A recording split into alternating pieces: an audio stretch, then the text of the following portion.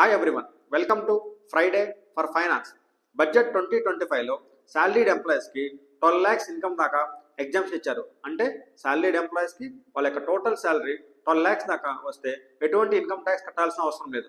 But business పీపుల్కి ఎంతవరకు exams ఇచ్చారో మీకు తెలుసా? 2 crores.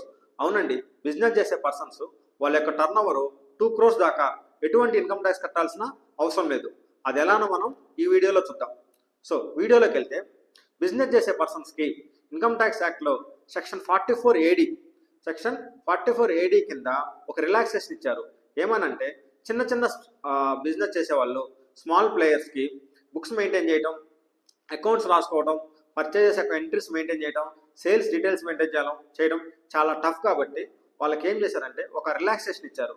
వాళ్ళ యొక్క ఇన్కమ్ని, అంటే బిజినెస్ చేసిన తర్వాత వచ్చిన లాభాన్ని అజంప్షన్ బేసిస్లో, అంటే వాళ్ళ యొక్క టర్న్ ఓవర్ మీద ఒక పర్సంటేజ్ డిక్లేర్ చేసి ప్రాఫిట్ కింద వాళ్ళు డిక్లేర్ చేయొచ్చు.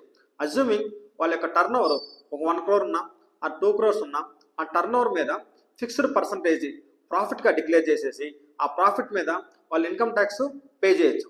సో లేటెస్ట్గా వచ్చిన దాని ప్రకారం వాళ్ళ యొక్క టర్న్ ఓవర్ 2 crores అయితే ఆ టర్న్ ఓవర్ మీద 6%, ఓన్లీ 6% ప్రాఫిట్ కింద డిక్లేర్ చేస్తే వాళ్ళు ఎటువంటి ట్యాక్స్ పే చేయాల్సిన అవసరం లేదు. సో 6% అనేది మినిమం వాళ్ళు ప్రాఫిట్ కింద డిక్లేర్ చేయాలి. అంటే 2 crores టర్న్ ఓవర్ ఉందనుకోండి, 2 crores ఇంటూ 6% ఆటోమేటిక్గా అది 12 lakhs అవుతుంది. సో 12 lakhs మీద వాళ్ళకి ఎటు ఇన్కమ్ ట్యాక్స్ రాదు కాబట్టి 2 crores బిజినెస్ చేసినా కానీ బిజినెస్ మ్యాన్ ఎటువంటి ఇన్కమ్ ట్యాక్స్ పే చేయాల్సిన అవసరం లేదు.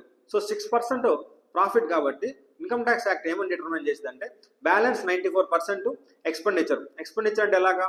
ఒక బిజినెస్ చేసేవాడికి రా మెటీరియల్ పర్చేజ్ చేయడం, రెంటు, శాలరీస్, ఈ ఎక్స్పెండిచర్ అంతా కూడా 94%లో కవర్ అయ్యి 6%ని వాళ్ళు ప్రాఫిట్ కింద డిక్లేర్ చేయొచ్చు. సో ప్రాఫిట్ 6% కాబట్టి 2 crores-కి 6% 12 lakhs మీద ఎటువంటి ఇన్కమ్ ట్యాక్స్ లేదు. అయితే అంతా టర్న్ ఓవర్కి 6% అయినా అంటే కాదు, ఓన్లీ డిజిటల్ పేమెంట్స్కే 6%. అలా కాకుండా బిజినెస్ చేసే పర్సన్ వాళ్ళ యొక్క పేమెంట్ని క్యాష్లో యాక్సెప్ట్ చేశారనుకోండి, సేల్ చేశారు బట్ వాళ్ళ అమౌంట్ క్యాష్లో తీసుకుంటే వాళ్ళు 6%కి ఎలిజిబుల్ కాదు. వాళ్ళు కంపల్సరిగా 8% ప్రాఫిట్ డిక్లేర్ చేయాలి. అలాంటప్పుడు వాళ్ళ టర్న్ ఓవర్ 2 crores అయితే 2 crores ఇంటూ 8%, 2 crores ఇంటూ 8% అంటే 16 lakhs వాళ్ళు ఇన్కమ్ అవుతుంది. 16 lakhsకి నార్మల్ స్లాబ్స్ ప్రకారం వాళ్ళు ఇన్కమ్ ట్యాక్స్ కట్టాల్సిన అవసరం వచ్చింది.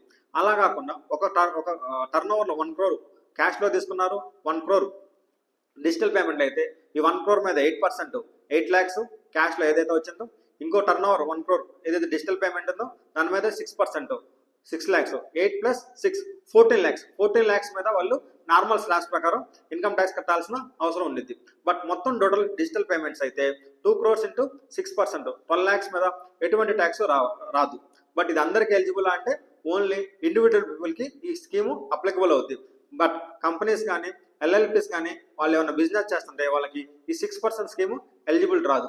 అదేవిధంగా ఓన్లీ ట్రేడింగ్ ఆఫ్ గూడ్స్ కానీ మ్యానుఫ్యాక్చరింగ్ ఆఫ్ గూడ్స్ చేస్తేనే ఈ స్కీమ్ ఎలిజిబుల్.